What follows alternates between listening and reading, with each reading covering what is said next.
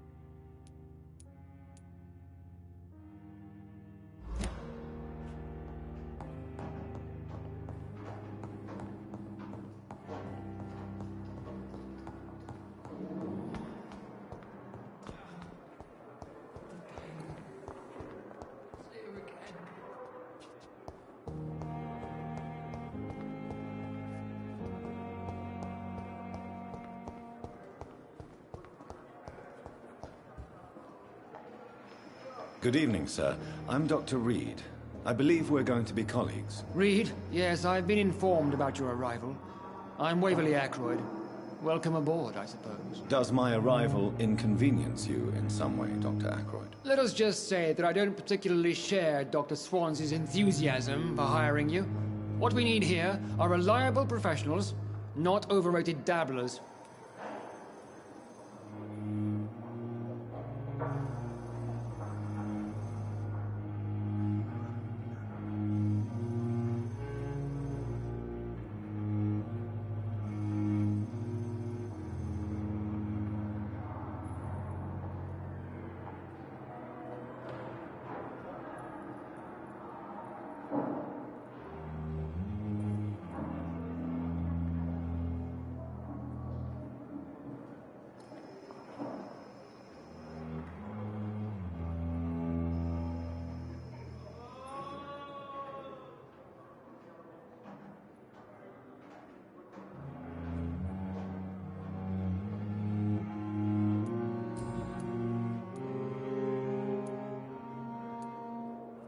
If you have a problem with me, Dr. Ackroyd, please feel free to tell me. Dr. Swansea has imposed your presence on this hospital without asking anyone's advice. The benefit of his position. But I don't agree with it. I know we've never met before, but I believe this hospital could use all the help it can get. I'm sure. Oh, but I have heard about you, Dr. Reed. Of course, you can't say the same about me, since I have not wasted my time courting the press.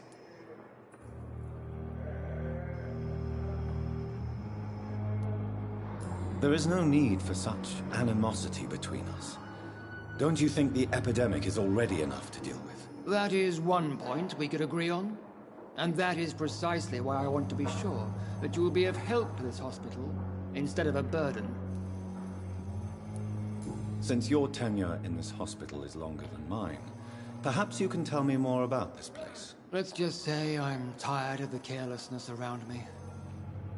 I have always respected the skills of Dr. Swansea, but over time his enthusiasm has become displaced. Carelessness? Exactly what are you talking about? We're here to save lives. The people who trust us are not volunteering for experimentation. They're here to be healed. I don't intend to run any radical experiments, Doctor. Even if I, as any good practitioner should, express an interest in pushing the boundaries of medical research. Modern medical methods were created through audacity and ego. But there are rules in our line of work, and they're here to protect our patients.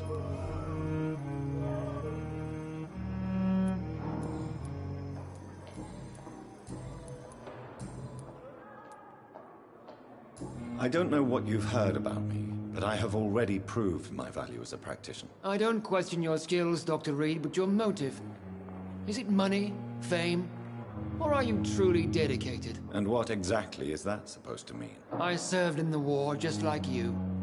But unlike you, I did not use the wounded to play the modern sorcerer. Be careful what you insinuate, Dr. Ackroyd. I only want you to admit you used those men to improve your theories. This is ridiculous. My blood transfusion technique saved many lives, and you know it. You see? That is exactly what I hate about people like you.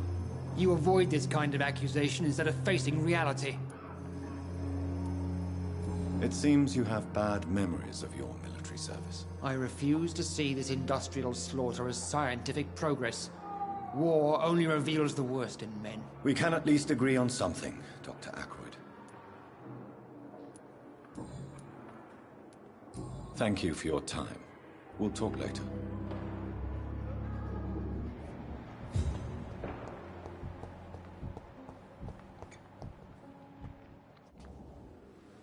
Good evening, Doctor. I believe we're going to be working together. Dr. Reed. Dr. Swansea informed us of your arrival, but I could not dare to believe we'd have such good fortune. Such an honor, sir. Thank you. And you are? I am Thoreau Strickland, Dr. Thoreau Strickland. I'm a great admirer of your work, Dr. Reed.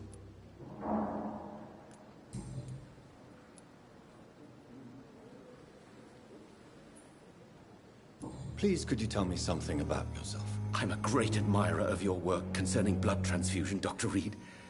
I run my own experiments. I'm convinced it's the future.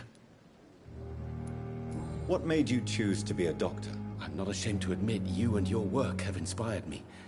I am honored to have the opportunity to work by your side. It's always a pleasure to share scientific and medical knowledge with someone eager to learn. I'll be glad to help you if I can. This epidemic may be the century's most terrible disaster, but I'm convinced that we, as doctors, are the only ones able to defeat it. I based my technique on my mentor's research. He helped me perfect my method. What is yours? I'd rather not talk about it. For now, it's just theories and first approach. My process is purely experimental and unsuccessful. As long as you're cautious and methodical, you may remain empty-handed, but you won't fail. You're not the first one to warn me, but I am convinced knowledge is the main weapon against the ravages of this epidemic.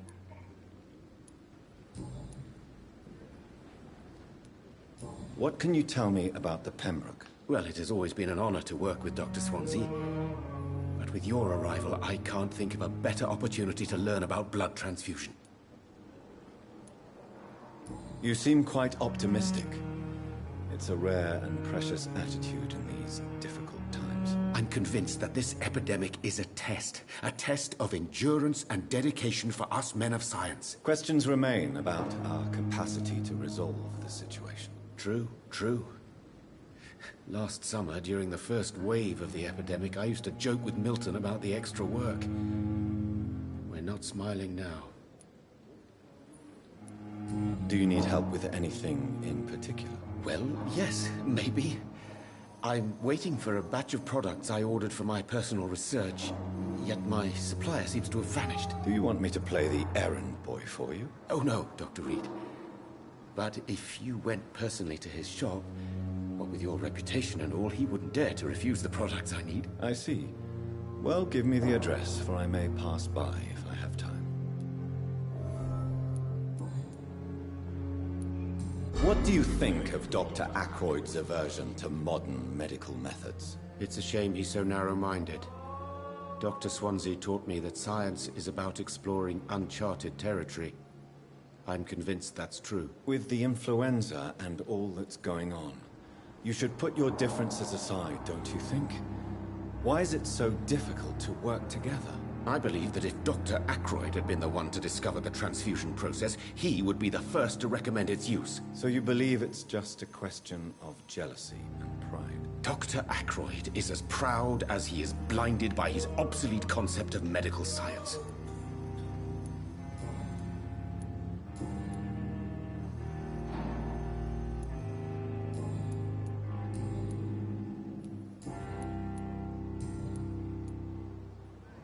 Tell me more about your willingness to experiment with new medical techniques. Harvey Fiddick is a patient suffering from a severe injury that could cripple him if not treated correctly. I'm convinced your blood transfusion technique could help him. What is it you really want? To save him, or to prove your point? Fair question. I want nothing but to save my patient, Dr. Reed. Especially since I know Mr. Fiddick's story. This personal involvement could also appear to be a lack of impartiality. You must know that a good surgeon must remain neutral. I agree. But that does not excuse Dr. Ackroyd's behavior. A man who did not even take time to converse with his patient. Do you think keeping his distance was a mistake? All I know is that I'm taking care of human beings, with desires, hopes, and fears. Not some biological machine comprised of blood, bones, and flesh. Tell me Mr. Fiddick's story. Our first diagnosis was compromised because Mr. Fiddick lied to us about the real origin of his injury. He first claimed it was an accident. But why would he hide such crucial information from us? Because he is a proud father, ashamed of putting his children at risk because of his own negligence.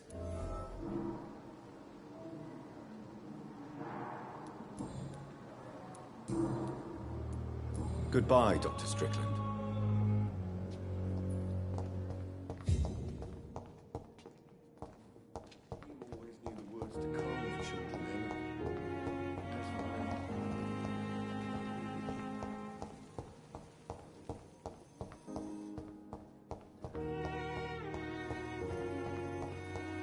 We may lack the resources, but we have some of the most brilliant minds in London.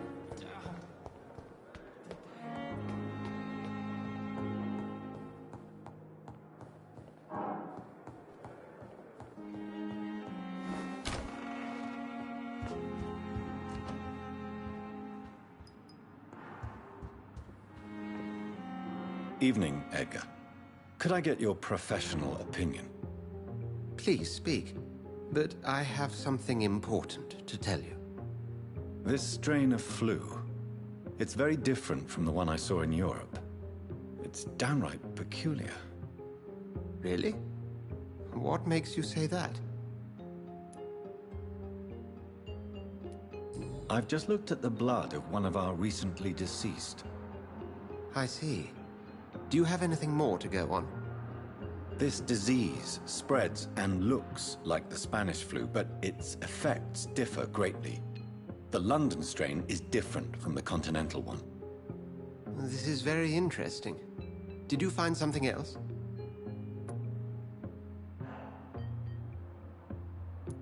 Yes.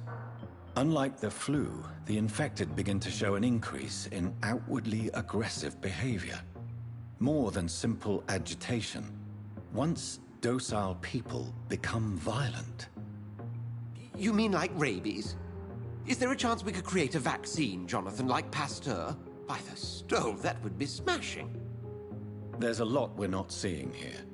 But it is spreading, and quickly. If we don't act, the whole city could be lost. But Jonathan, we've a fantastic opportunity sitting right here in front of us. A weapon of choice. What on earth do you mean? Why, you, my dear boy. With your expertise and your blood, we could isolate the properties that course through your veins. Think about the possibilities.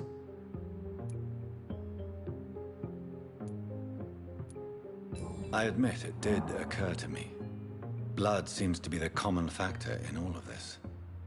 I totally agree. We're in uncharted territory here. Maybe it's just wishful thinking, but imagine the possibilities. We'll discuss this more later. Thank you for your time. No, thank you, Jonathan. But as I said, I needed to talk to you. I have some rather bad news. Yes? I'm afraid it's your sister. My sister? She's to be buried this evening at Whitechapel Cemetery. Your mother I see. I'm sorry, Jonathan. Please accept my condolences.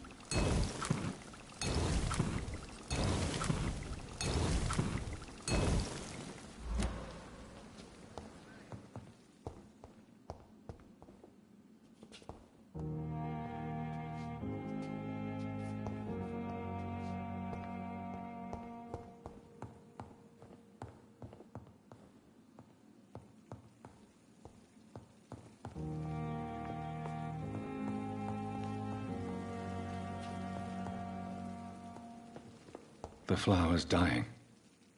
It needs water.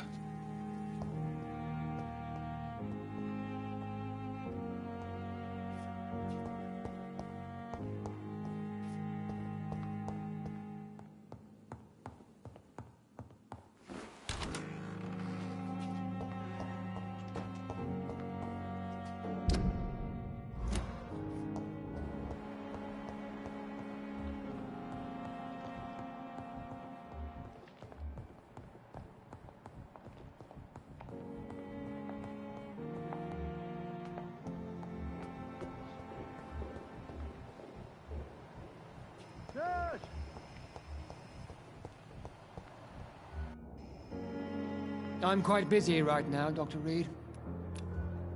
Do you need my assistance? Don't be ridiculous. I'm capable of dealing with this myself. I've just not taken the time to do so. Then you are lucky that I have taken the time to do so. Consider it a gesture of solidarity between professionals. I wish this hospital could have received as much attention from you, Dr. Reed. We do not see you in surgery very often.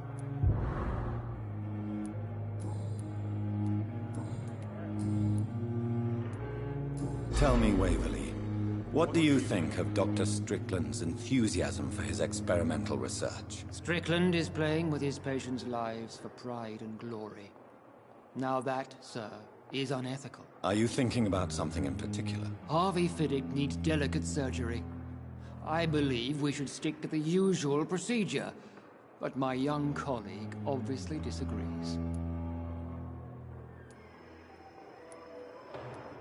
And are you not afraid that your rivalry with Strickland may be blinding you? Rivalry?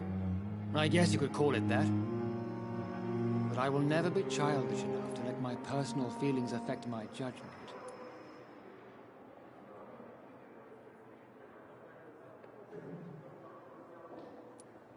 Why do you wish to lead this surgery? I strongly believe that Mr. Fiddick should not be butchered to test an unproven procedure.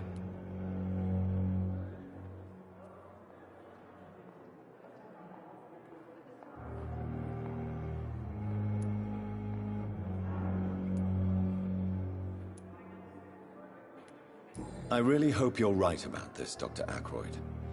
I'm trusting your judgment on this. I'm not the kind of man who runs away from his responsibilities, Dr. Reed. There is no need for you to be looking over my shoulder.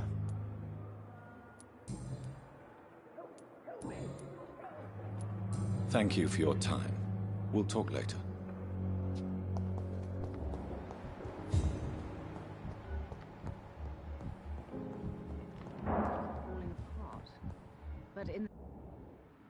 Good evening, Doctor. How is my son doing?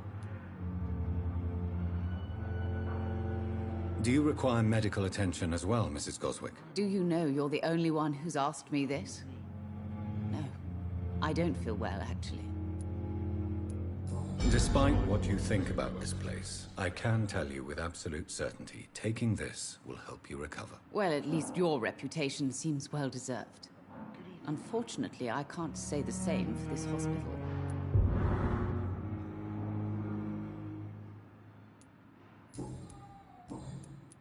Goodbye, Mrs. Goswick.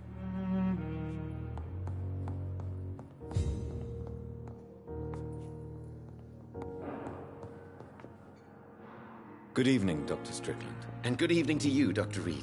Can I be of any help?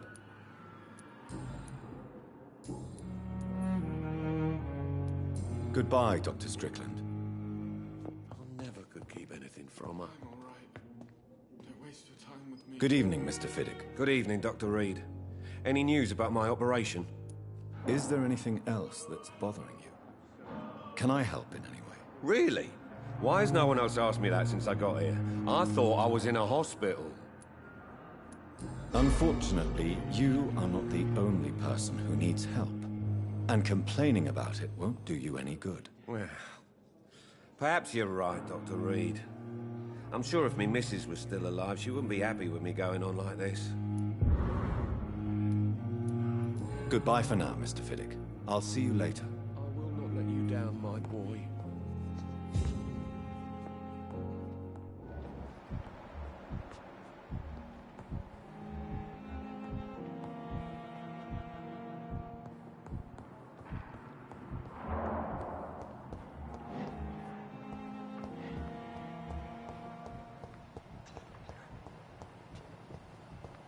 I never thought. Thelma Howcroft said she was being watched by vampire hunters.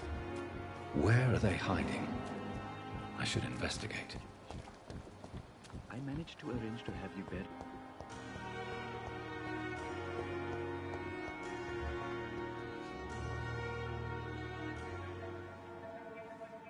You don't mind if I search your pockets, do you, sir?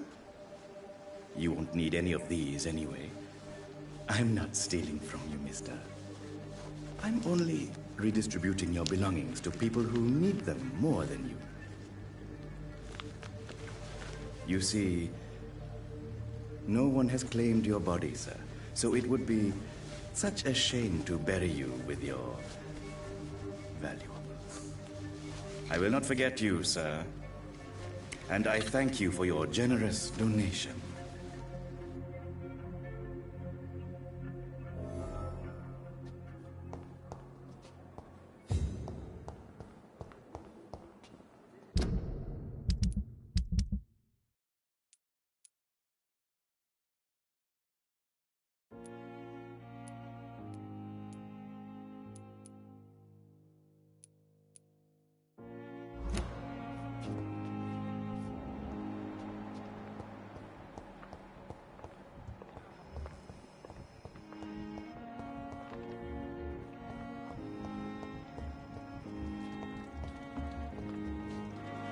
Good evening, Milton. Good evening, Doctor. Still trying to save lives?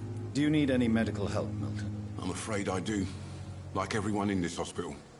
It's a sad state of affairs when even the hospital workers are worried about disease. Our job brings us into contact with all kinds of infections, Milton. There's no shame in being ill while you're in a hospital. That's easy for you to say, Doctor. I get the feeling you don't fall sick often. But thanks, anyway.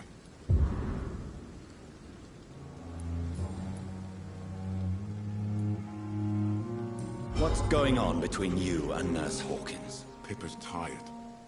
Tired of all this shit. Tired of all those corpses piling up. She's as depressed as I am. During the war, I witnessed a few couples, just like you, come together in difficult circumstances. It can be very damaging. Maybe you're right. But we support each other. And that's all that matters.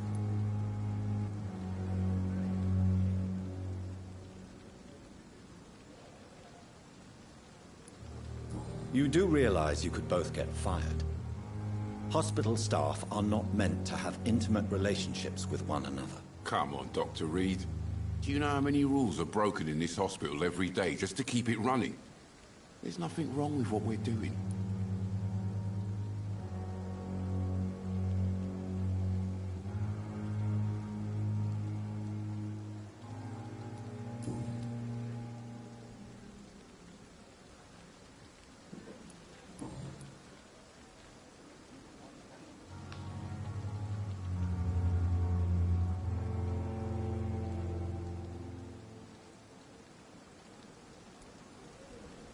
Goodbye, Milton.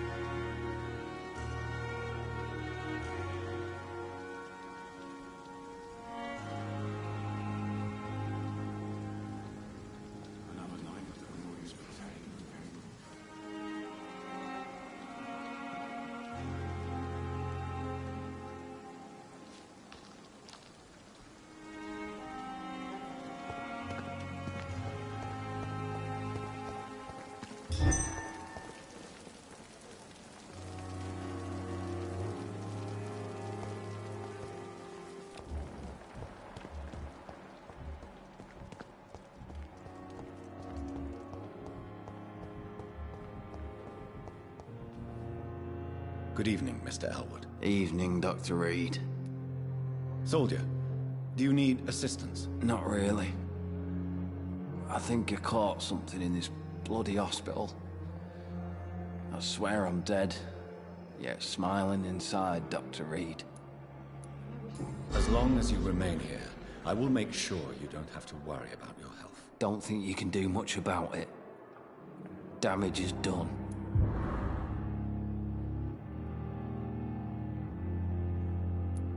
Goodbye for now, Mr. Elwood. Fear of disgust on every street corner. I wonder what your last thought was. The daily routine.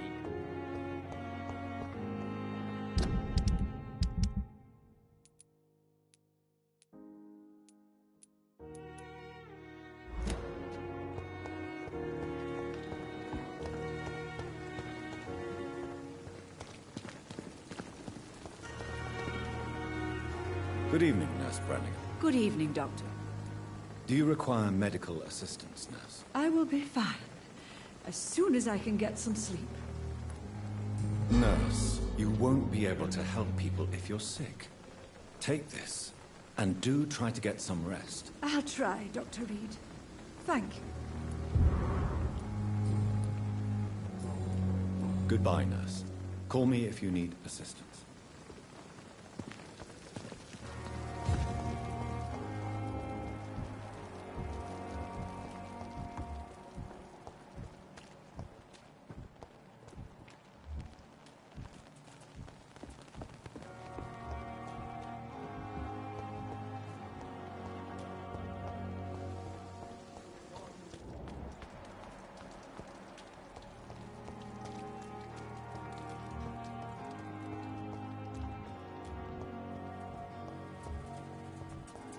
I cannot enter.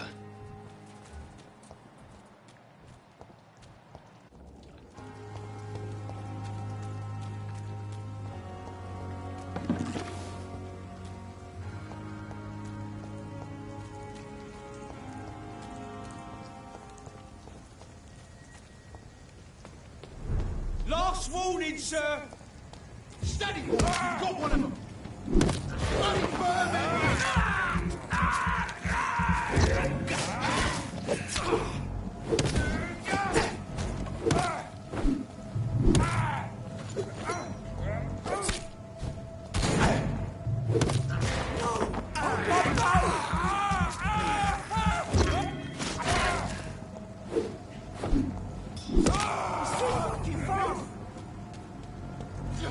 Put an end to you!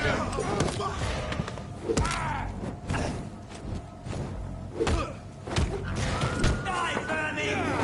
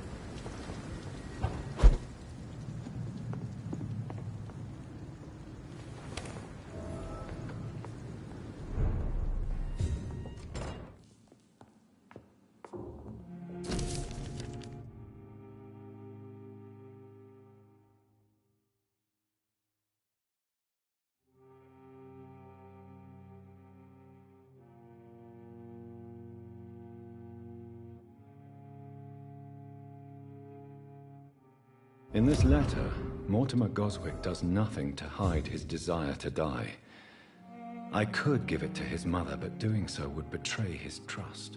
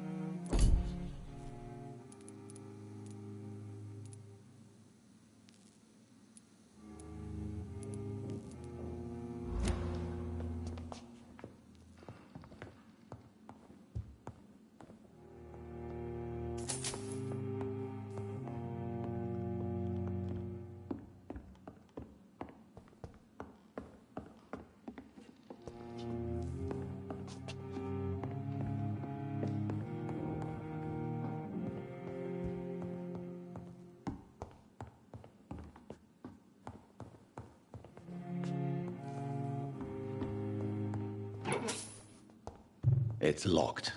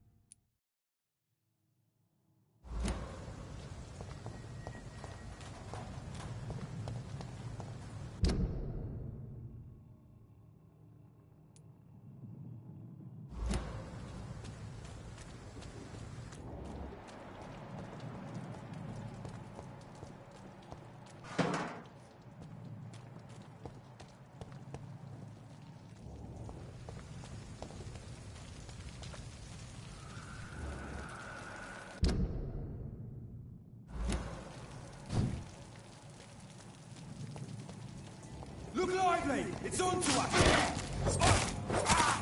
Right, vermin!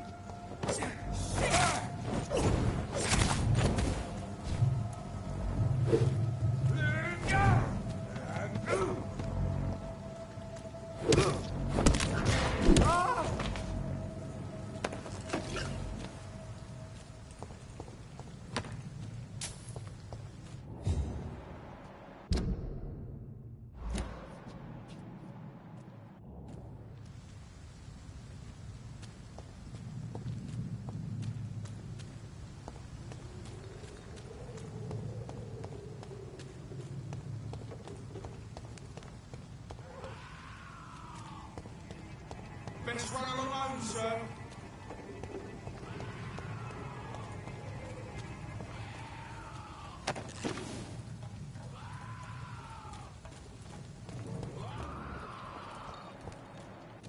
Watch yourselves! This one!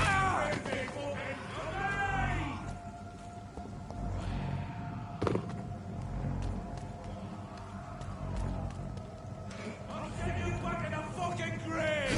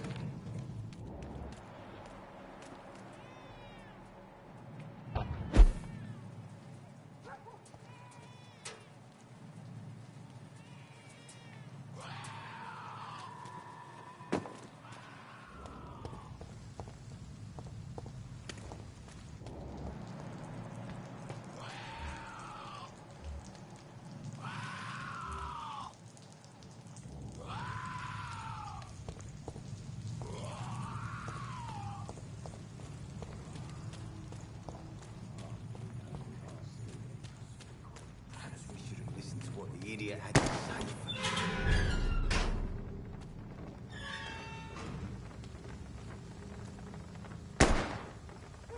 Good evening, sir. Who the fuck are you? Don't you see I'm busy here? Dr. Jonathan Reed, that's who I am. And who are you?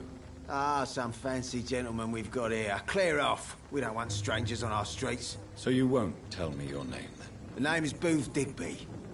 Maybe I'll ask my boys to break one or two of your bones, just so you remember it. Are you some kind of vigilante patrolling these streets at night? Something like that, but the police aren't in charge here. We are, see? So you're a concerned criminal, is that it? Using funny jokes about me and my boys, are you? Fuck. You must have some balls. I saw many men like you during the war, Mr. Digby. Greedy little cockroaches who feed on despair. I could kill you for saying that. But, nah. You've been a soldier. I can respect that. So, tell me about your gang, then. What? Have you got a death wish? You really want me to answer that? Well, yes. You seem so proud of your status. Why not tell me who you're working for? Oi! I'm the boss, all right? The Wet Boot Boys work for me. All of them. Situation round here is better than other districts because of us. Because of me.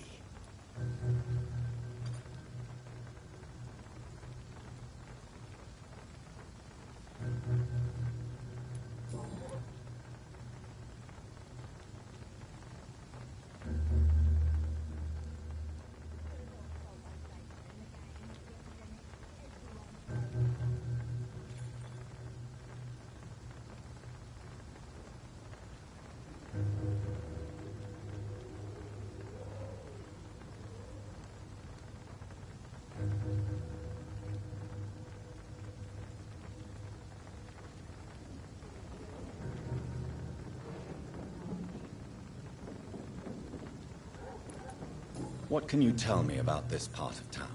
Things ain't that bad, thanks to us. We give people what they need, and we control this borough. Well, you're not doing a very good job. People are still dying here, like everywhere else. Yeah, well, we can't be everywhere all the time. And Edwina says if we can find more guns, we could be more efficient. More efficient? Really?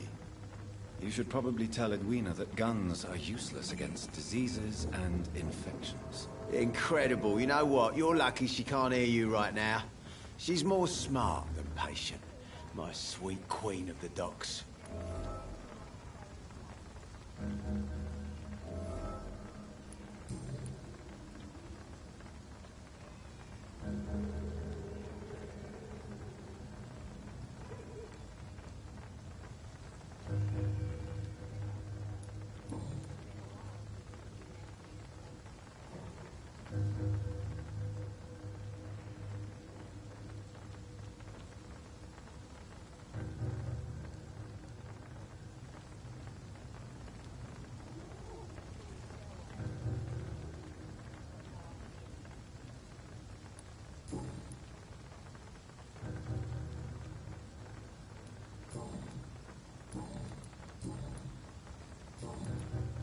Goodbye, Mr. Digby.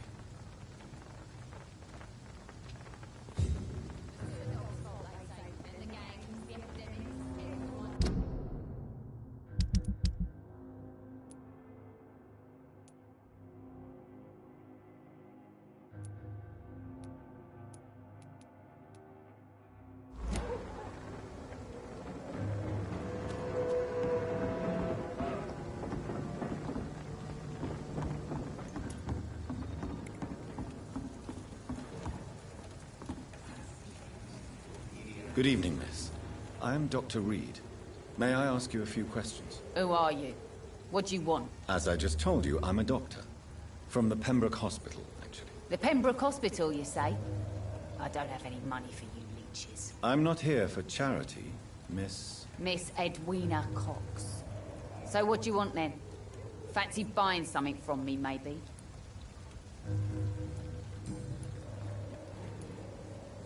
What can you tell me about your work? I'm a businesswoman. I buy and sell things, and I send my wet boot boys after anyone who don't play nice with me. Gang member and shopkeeper. Can't be easy running double shifts. If you're interested, I may find use of a doctor who can freely walk across the city, you know. I'm not interested in a career in the criminal underworld, Miss Cox. Fair enough. Stay away from us then, if you don't want to get hurt, or worse. Since my return from the war, I don't feel that concerned by threats, knives, or even bullets, if you must know. That's exactly what that stupid trade unionist claimed after he attacked one of us. Booth and I reminded him a bullet beats words every time. You're quite blunt, aren't you? I like people who know what they want and say what they think. This is a time of great opportunity for those ready to embrace their destiny.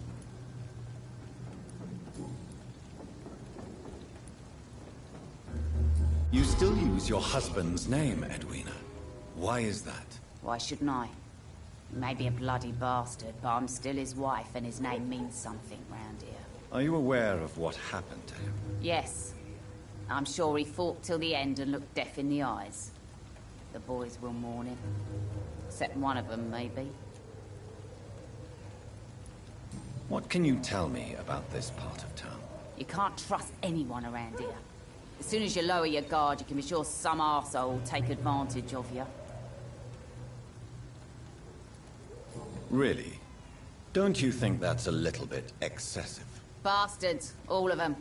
This region only responds to violence and threats.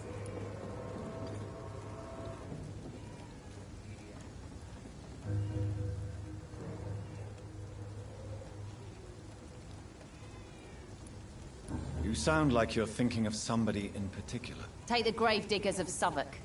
They must pay me every week, but it looks like they forgot who gave them permission to steal from the dead. Looting corpses in a mass grave. That is a new low. Whatever.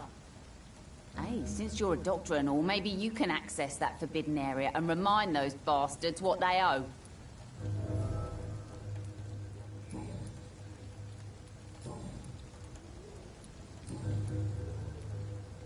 Booth Digby looks at you with love-struck eyes.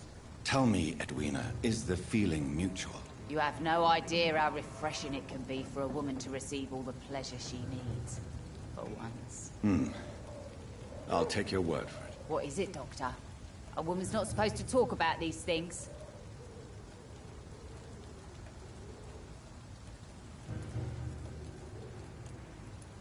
I'm not that easily shocked, Miss Cox. You can speak freely about your lover, if you so wish. The poor bastard is good to me, if you must know. He makes me feel good. And that's a first. So you're just like any other couple, after all, are you not? Yeah, we're so ordinary that I'd put a bullet in his head if he ever cheated on me. Tell me about the man you and Booth killed, Edwina. The bastard killed one of us and received retribution. There's nothing else to say. What happened exactly? I don't know, and I don't care. One of ours was killed by that communist bastard, but he didn't brag for long. So you have no idea what really happened, but you executed him anyway? No one messes with the Wet Boot Boys, Doctor. This is our territory, and this is our law. And your conscience is clear. You kill without hesitation. Violence is an efficient tool, Dr. Reed, when used properly. So you decide who lives and who dies, just like that? Yes, Doctor. Just like that. I'm not saying it's fair. I'm saying it's my way of dealing with troublemakers.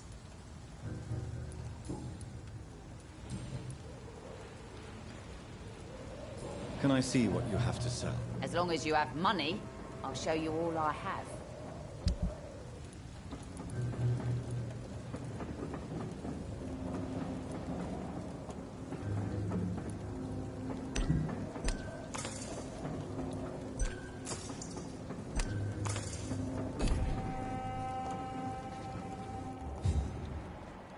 Without the wet boots keeping things straight, these parts will be running completely amok.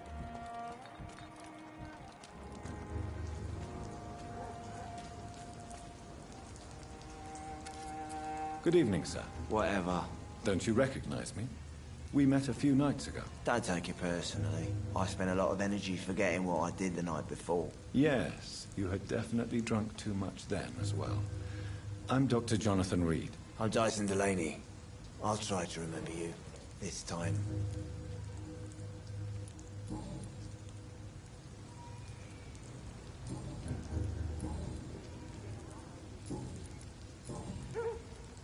What do you do for a living, Mr. Delaney? I drink. I drink in the morning and at noon. I drink at night. And then I drink some more. Why do you drink so much? Maybe it's because I prefer dying slowly. Death can be so abrupt. Personally, I like to see mine coming at my own pace. You sound very sad, sir. That's because I am, Doc. Don't you work at all? I'd love to, but I don't have the time. Didn't I tell you? Drink in the morning and at noon. I drink at night. Is there anything in particular that you like about this part of town? Except for the cheap drinks, I mean. How dare you say such a thing? I love this neighborhood. So friendly. So joyful. No reason at all to rejoice, then?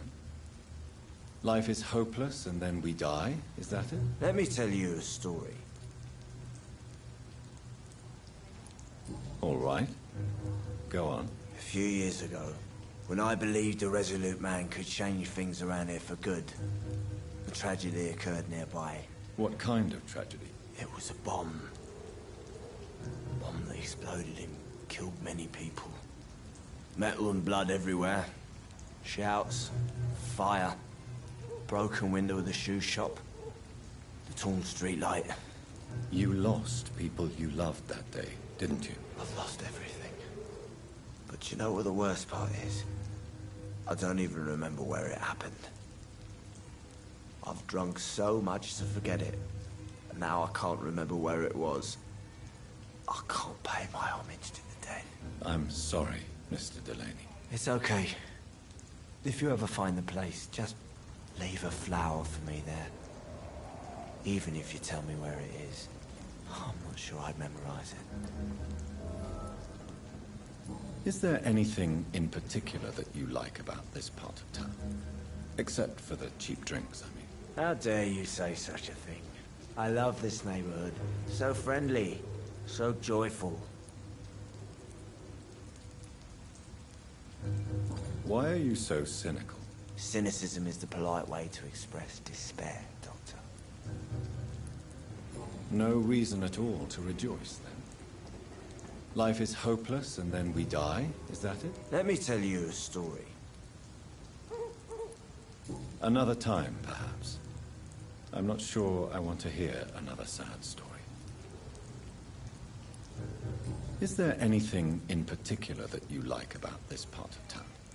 Except for the cheap drinks, I mean. How dare you say such a thing? I love this neighborhood. So friendly.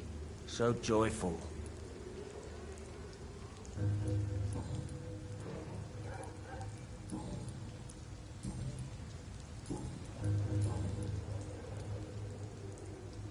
Surely you must have had dreams and expectations when you were young, like everybody else. Sure.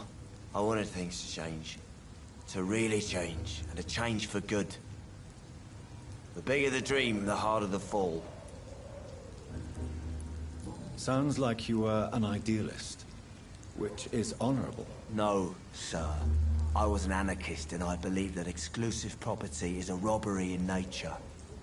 I wanted a new world to rise from the ashes, Dr. Reed.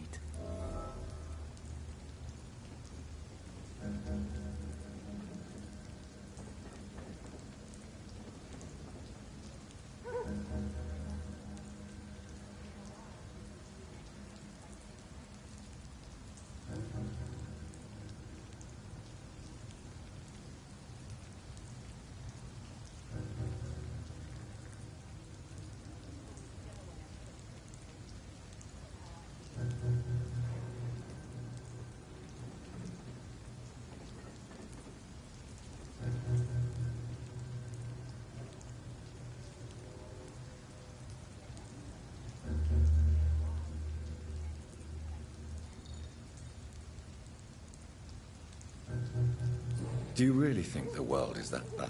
No, I believe we all can choose to make it better. But most of us are too weak, too corrupt and too guilty. I failed for sure, but others will come.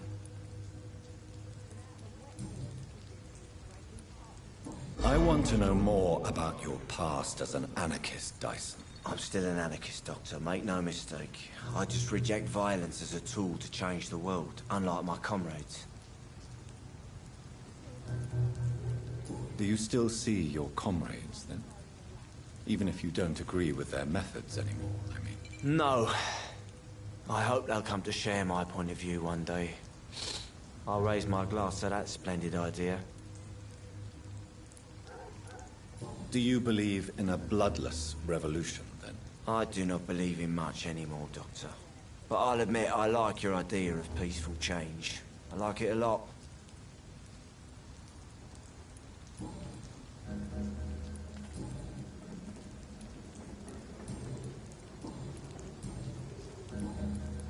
Goodbye, Mr. Delaney.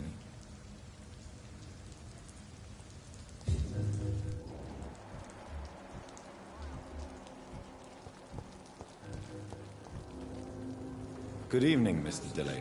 What? Oh, you're that doctor. Inebriation aside, do you need medical help? Yes. I feel sicker than usual these days. Take this, then. And perhaps you could try to slow down the alcohol intake, too. Hey, Doc, you don't really want me to stop the only remedy I can afford. Goodbye, Mr. Delaney. I should just run this phone.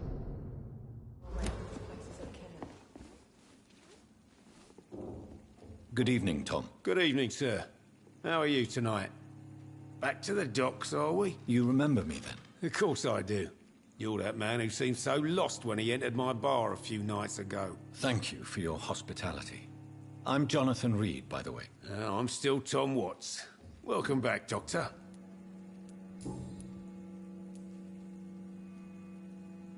Sabrina seems very fond of you, Tom.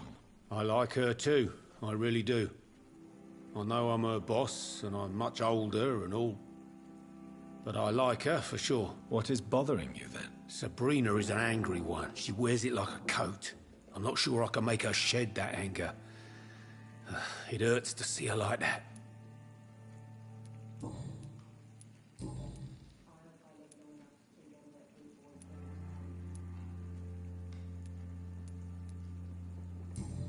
Do you need any help? I'm all right, Dr. Reed.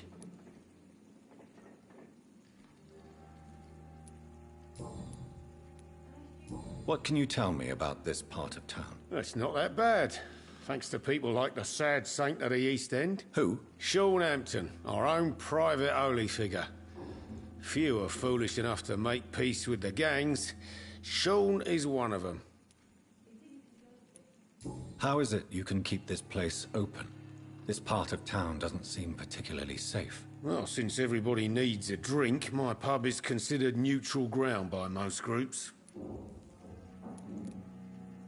I see. So you get pressure from all sides about how this place should be run, do you? Well, something like that.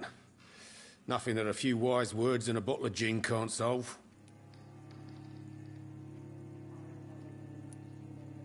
Since I'm here, is there anything I can do? Well, perhaps, Doctor. Peace partly depends on my stock of gin. With the epidemic, my supplies are running low. How could a physician help you in this matter? I have a small warehouse just past the quarantine line. Perhaps, with you being a doctor, you could go there and come back? Doctors aren't immune to disease, you know. Very well. Show me where it is. I'll see what I can do. Oh, thank you, sir. Here's the key to get in. You're about to save many dry throats.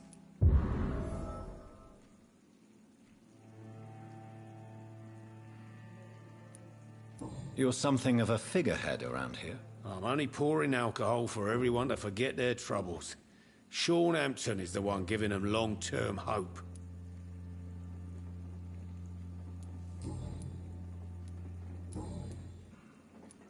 Goodbye, Mr. Watts. Times like these, a good drink's just as likely to cause a problem as to solve one.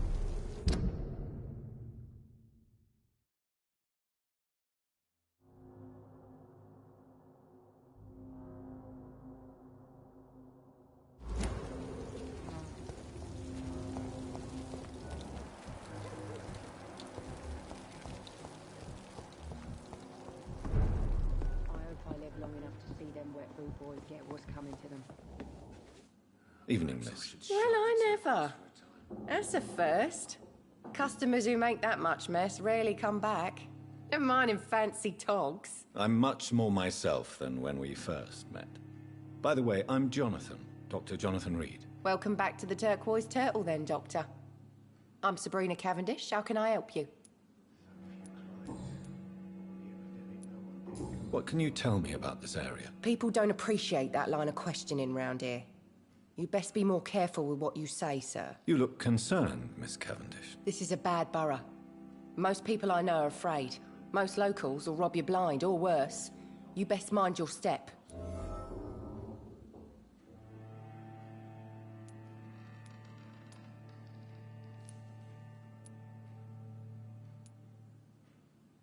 So you and your friends all feel in danger? No exceptions? Tom's the only exception I've come across until now.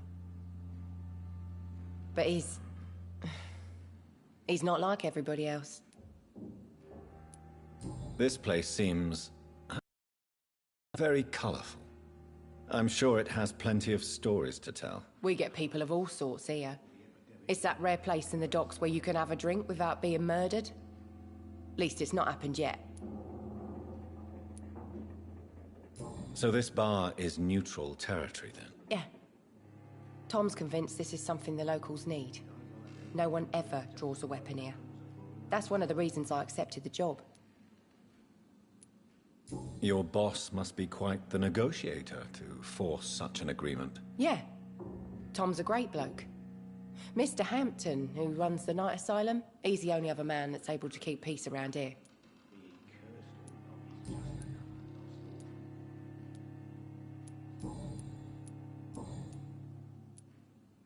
Excuse my curiosity, but where exactly are you from, Miss Cavendish? Something bothering you?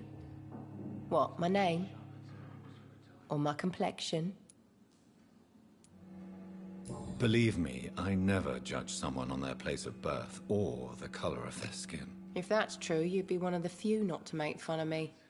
Just you, Tom, Dyson, Miss Fishburne, and of course Mr. Hampton. I'm sorry if I worried you. I was just curious to find out if you know this part of town well. Nosy. My dad was a sailor from Bombay, and my mum was a maid born up in Glasgow. They got married in London. And here I am.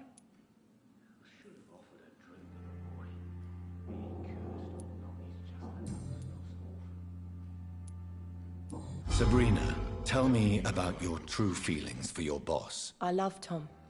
Not ashamed of it. Don't care if the customers joke about it, neither. Who's mocking you? I mean, we're always together. People will talk, won't they? Does Tom love you? Yeah, but he's always reluctant to take it further. It's not because I'm younger, or because of the colour of my skin. He hates jokes about us.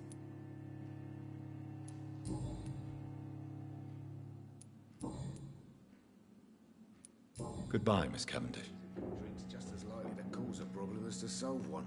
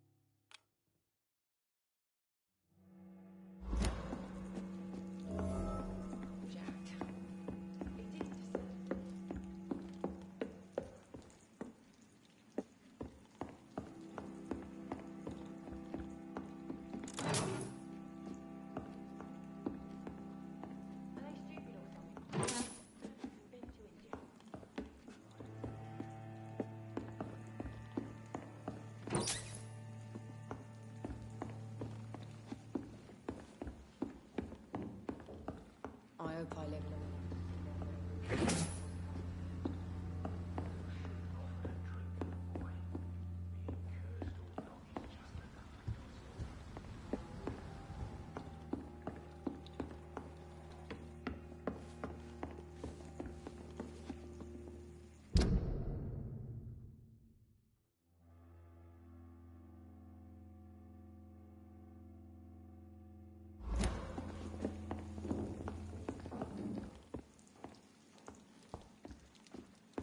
It's locked.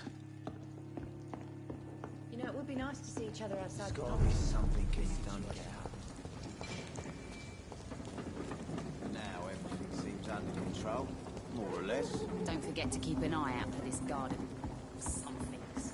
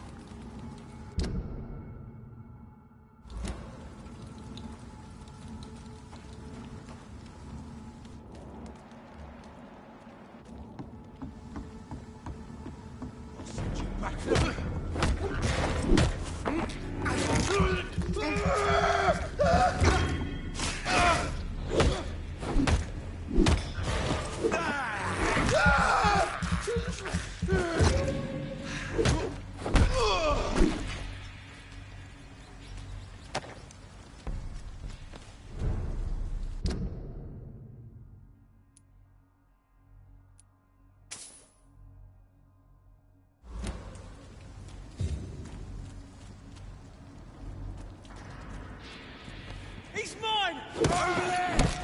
There's one over there! There's one of them vermin!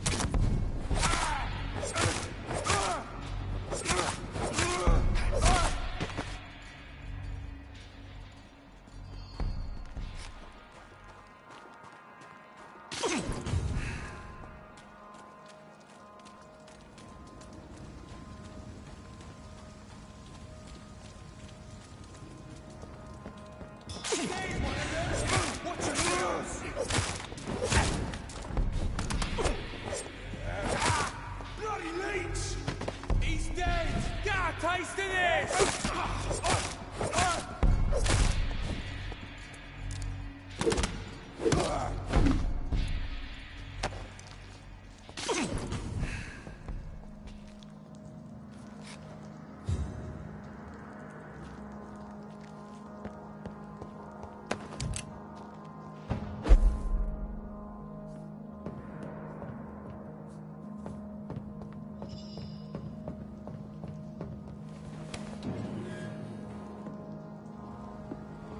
Tom has so much alcohol, he could keep this district afloat for quite some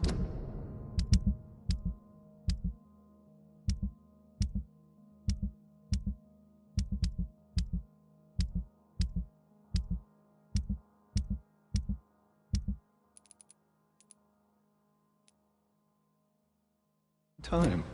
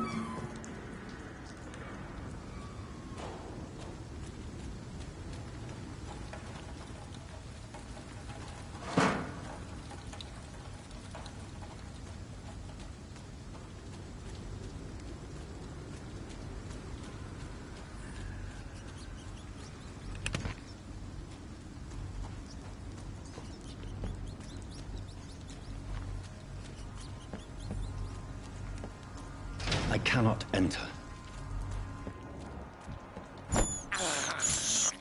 I have this thirst for blood. This is despicable.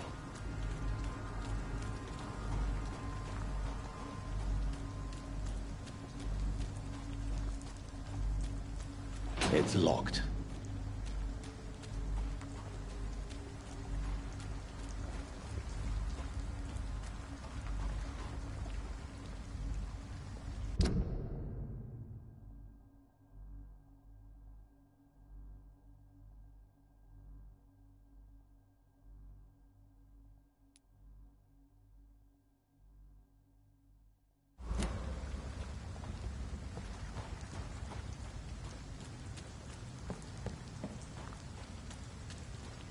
I cannot enter.